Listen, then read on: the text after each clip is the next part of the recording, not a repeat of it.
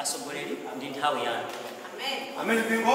Amen. Tapera mtima langizo potola kuti dziko likupita kwawo.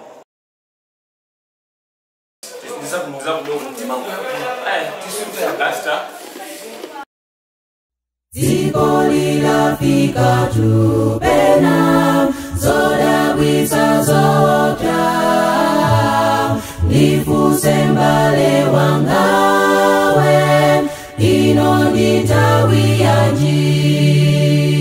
Dziko lilafika tupena zoda wisa zota nifuse mbale wangawe ino ndi nthawi yanji. Lalela nzizi ulitani nana chikana mpale open your eyes atiyana lopananyo kutema chalu ziwani ndawiji mazire.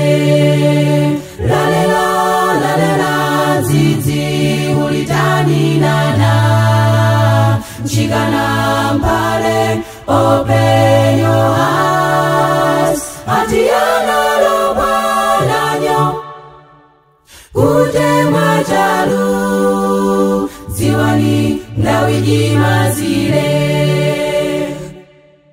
Ndomba mbeselani nuno chenene adalonga mutu tubungoloso.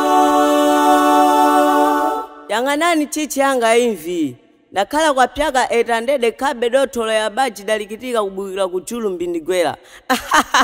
Antu wanaseka hehele na mwana kukomera nakona kuti nchizi wa mala jeje na mala utenene. Antu wanaseka hehele na mwana kukomera nakona kuti nchizi wa mala jeje na mala utenene.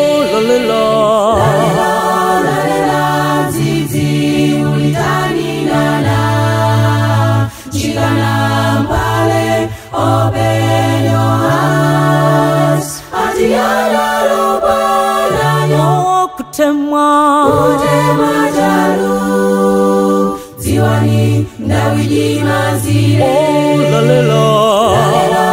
Lalela nzizi ulitani nana chikana mpale open your eyes atiyana lopananyo kutema chalu ziwani ndawiji mazire.